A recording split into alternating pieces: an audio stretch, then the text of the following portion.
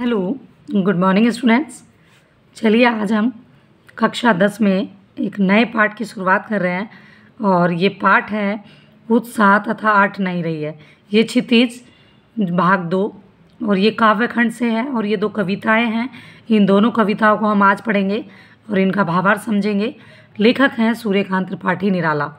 तो चलिए शुरुआत करते हैं। स्क्रीन पे नज़र आ रहा होगा, पहली कविता है हमारी उत्साह। उत्साह का अर्थ होता है, उत्साह का मतलब होता है कि हमारे हृदय में किसी के लिए भी उत्साह या जोश या जज्बा, इस तरह का हम कह सकते हैं जब बहुत खुशी हो।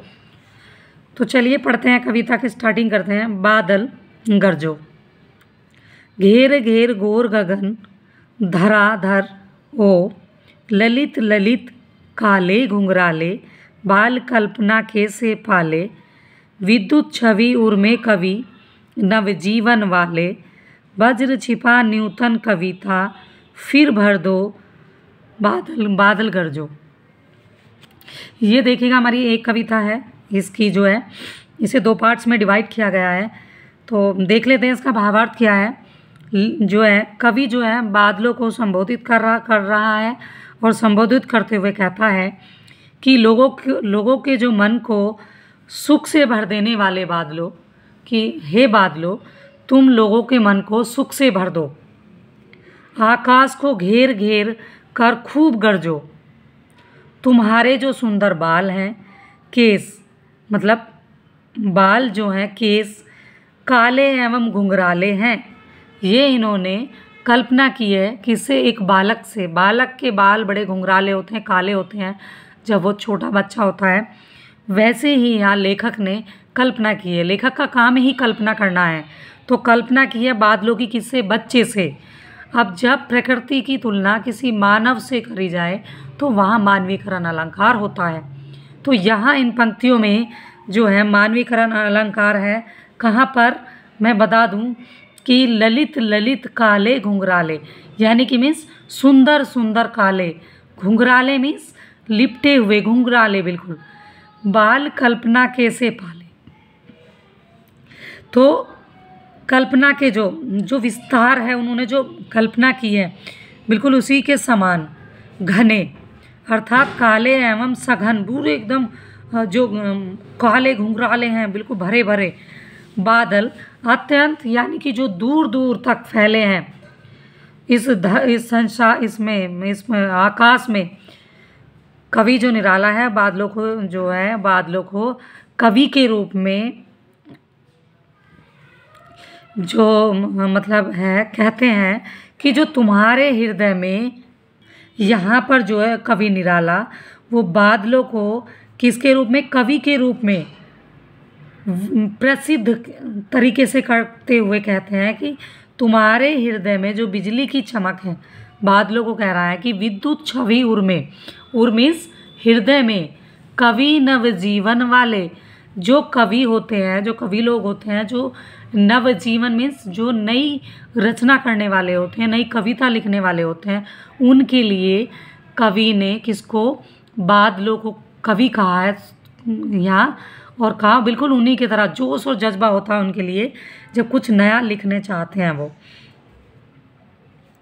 और कह रहा है कि तुम्हारे हृदय में भी बिल्कुल बिजली की चमक, यानी कि विद्युत छवि, जैसे बादल वर्षा करके सभी को नया जीवन प्रदान करते हैं, वैसे ही यहाँ पे देखिएगा कितनी सुंदर बात कही है लेखक ने कि बिल्कुल वैसे ही जैसा नया जीवन प्रदान करते हैं। कब, जब पृथ्वी पर बारिश होती है, लोग बड़ी खुश हो जाते हैं, एकदम उनका जीवन जो है एकदम प्रसन्न हो जाता है, मानो कि उनकी बहुत बड़ी इच्छा पूरी हो गई हो। अब जो किसान लोग हैं वो बेचारे, कहीं तो ऐसा है पानी की बहुत कमी है और जब उन्हें पानी समय पे नहीं मिलता और उस वक्त बारिश हो जाए तो वो कैसे मतलब ईश्वर को धन्यवाद करते हैं, बादलों का धन्यवाद करते हैं।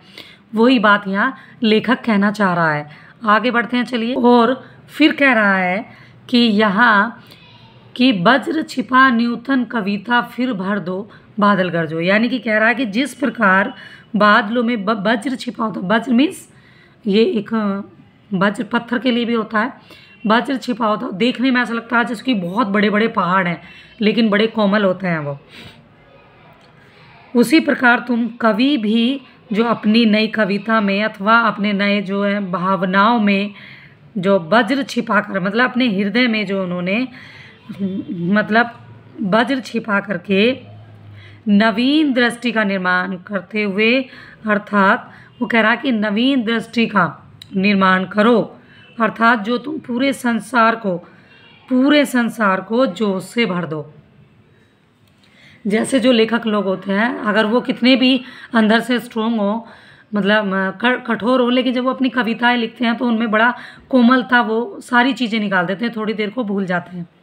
वैसे ही लेखक कह रहा है बादलों को संबोधित करते हुए कि हे बादलों, अगर तुम्हारे अंदर वज्र भी है तो उसे थोड़ी देर को भूल जाओ और पूरे संसार को जोश से भर दो। ठीक है बच्चों, चलिए आगे पढ़ते हैं। क्या है आगे है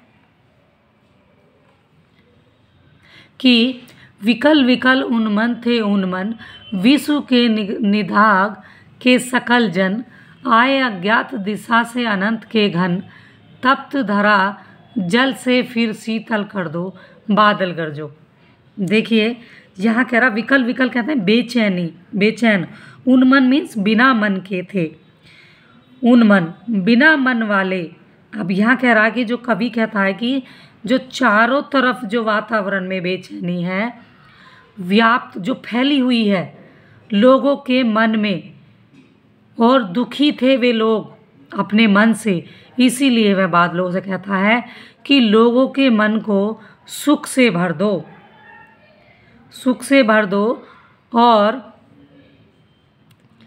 हे बादलों, आकाश को घेर कर गरजो, पूरे आकाश को ढक लो तुम और खूब गरजो, और जैसे खूब गरजो वैसे ही खूब बरसो। संसार के जो सभी प्राणी हैं, देखिए यहाँ कह रहा है कि जन, सकल जन, आय अज्ञात दिशा से अनंत के घन, तप्त धरा, तप्त मीन्स तपती हुई, धरा मीन्स पृथ्वी, जल से फिर शीतल कर दो, और बादल गरजो।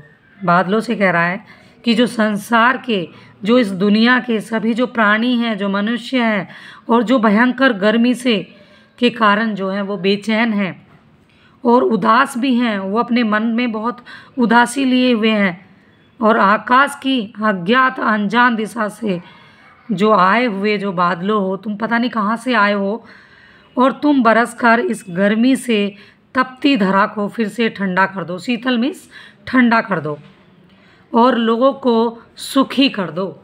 ये जो लोग बड़े बेचैन हैं, इनके मन में बड़ी बेचैनी है और मन से बड़े दुखी हैं, इनको तुम बरस करके इनके मन को शीतल कर दो और पृथ्वी को भी शीतल कर दो। यानी कि पृथ्वी को भी बड़ी ज़रूरत है, गर्मी से तपी हुई है। तो ये मुझे पूरी उम्मीद है बच्चों कि ये आपको समझ आई होगी। ठीक है, चलिए दूसरा देख लेते हैं। दूसरी कविता है इसकी, दूसरी है हमारी अट नहीं रही है। अभी अट नहीं रही है, इसे देख लेते हैं, पढ़ लेते हैं कि अट नहीं रही है आभा फागुन की, तन सट नहीं रही है, कहीं सांस लेते हो घर घर भर देते हो, उड़ने को नभ में तुम पर पर कर देते हो, आँख हटाता हूँ तो हट नहीं रही है, पत्तों से लधी डाल, कहीं हरी कहीं लाल, कहीं पड़ी है उर में मंद गंध पुष्प माल, पाट पाट शोभा श्री पट नहीं रही है। देखिएगा यहाँ जो एक कविता है, इसकी सुंदरता का वर्णन किया गया है लेखक ने, सूर्यकांत त्रिपाठी निराला जी ने। बहुत ही इसकी जो अनोखी सुंदरता है फागुन के महीने की, उसी का वर्णन करते हुए यहाँ कहते हैं कि चारों ओर जो फागुन की शोभा समा नहीं रही है, समा नहीं पा रही है, फागुन की शोभा तन में समा नहीं पा रही है। इस समय चारों ओर फूल खिलते हैं, तुम सांस लेते हो, उस सांस से तुम संपूर्ण प्रकृति को खुशबू से भर दो, और भर दो या भर देते हो, मतलब देखिएगा फागुन के महीने की है, जब जब पूरी प्रकृति में बदलाव है, एकदम बदलाव कैसा, चारों तरफ हरियाली है, हरियाली के साथ साथ नए नए पत्ते आ रहे हैं, नई नई डालियों पे पत्तों के साथ साथ फूल खिल रहे हैं। उन फूलों की जो खुशबू है पूरे इन्वायरमेंट में, पूरे पर्यावरण में फैली हुई है, पूरे वातावरण जो है सुगंधित हो रहा है, पूरे में फैला हुआ है वातावरण की खुशबू। और वो कह रहा है कि तुम इसे, वह सुगंध वातावरण में फैलकर हर घर को खुशबू से भर देती है। आगे देखते हैं कि यह सब देख कर के मन इतना प्रसन्न हो उठता है कि, और आकाश में उड़ने वाले जितने भी, मतलब लेखक कह रहा कि मेरी इस सब को अगर मैं आंखें भी बंद करता हूँ थोड़ी सी देर के लिए भी, तो मेरी आंखें बंद नहीं हो रही हैं। मतलब मैं मजबूर हूँ, इस सुंदरता ने मुझे इतना मोहित कर लिया है, इस सुंदरता में मैं बहुत ज़्यादा क्या है, सम्मोहित कर लिया है मुझे, कि मैं अगर चाहूँ भी तो मेरी आंखें बंद नहीं हो पा रही हैं, कर नहीं पा रहा हूँ। आकाश में जो पक्षियों की चहचहाट है, जो हलचल है, वो पूरी ऊंचाइयों पे जाना चाहते हैं, पूरे पंख फैला के छूना चाहते हैं आसमान को, उड़ान भरना चाहते हैं। इस वातावरण में पक्षी जो है, पक्षियों की बात हो रही है, और फागुन का यह दृश्य इतना सुहावना है कि यदि मैं इन सबसे अगर थोड़ी देर के लिए भी इन सबको इग्नोर कर दूं, इनसे आंखें अपनी हटा लूं, तो हटा नहीं पा रहा हूं। इस समय जो डालियां कहीं लाल तो कहीं हरे पत्तों से लदी हुई हैं पूरी, और इन सब को देखकर ऐसा लग रहा है मानो कि फागुन के गले में, देखिए यहाँ लिखा हुआ है मंद गंध पुष्पमाल, ये लिखा हुआ है कि लदी डाल कहीं हरी कहीं लाल, कहीं पड़ी है उर मीन्स हृदय में, मंद मंद पुष्पमाल। मंद गंध, गंध मीन्स खुशबू के लिए आया, मंद मीन्स धीमी धीमी, पाठ पाठ शोभा श्री पट नहीं रही है। कह रहा है कि गले में मानो फागुन के गले में, फागुन देखिएगा, फागुन कोई आदमी नहीं है, फागुन महीने की बात हो रही है, जब बसंत के बाद फागुन जब बड़ी सुंदरता आती है, जब पतझड़ के बाद जब इन्वायरमेंट में जो पेड़ों पे और पौधों पे जो पत्ते आते हैं, नए फूल खिलते हैं, उस समय का मौसम है फागुन का। तो कह रहा है कि मानो फागुन के गले में जो सुगंध से भरी हुई, मस्त कर देने वाली फूलों की माला, पुष्पमाल मीन्स फूलों की माला पड़ी हुई है, और इस प्रकार जगह जगह फागुन की सुंदरता बिखरी हुई है चारों तरफ, कि वह सौंदर्य जो सुंदरता है वो समा नहीं पा रही है पर्यावरण में। जो पूरा वातावरण है वो सुगंधित है और पूरा सुंदरता से चारों तरफ महक रहा है, और कहीं भी उसकी सुंदरता मानो समा नहीं पा रही है, इतनी फैली पड़ी है कि वो समा नहीं पा रही है। बहुत खुश है लेखक, और उसी का जो खुश हो करके इस जो पर्यावरण का पूरा जो है चित्रण यहाँ कर दिया है लेखक ने। तो बच्चों, मैंने पूरा प्रयास किया है कि आपको समझ आए, और मुझे पूरी उम्मीद है कि अगर आप ध्यान से इसे पढ़ेंगे तो समझ आएगा। तो ओके बच्चों, आज के लिए इतना ही। Thanks for watching. Goodbye. पढ़ते रहें, स्वस्थ रहें, मस्त रहें।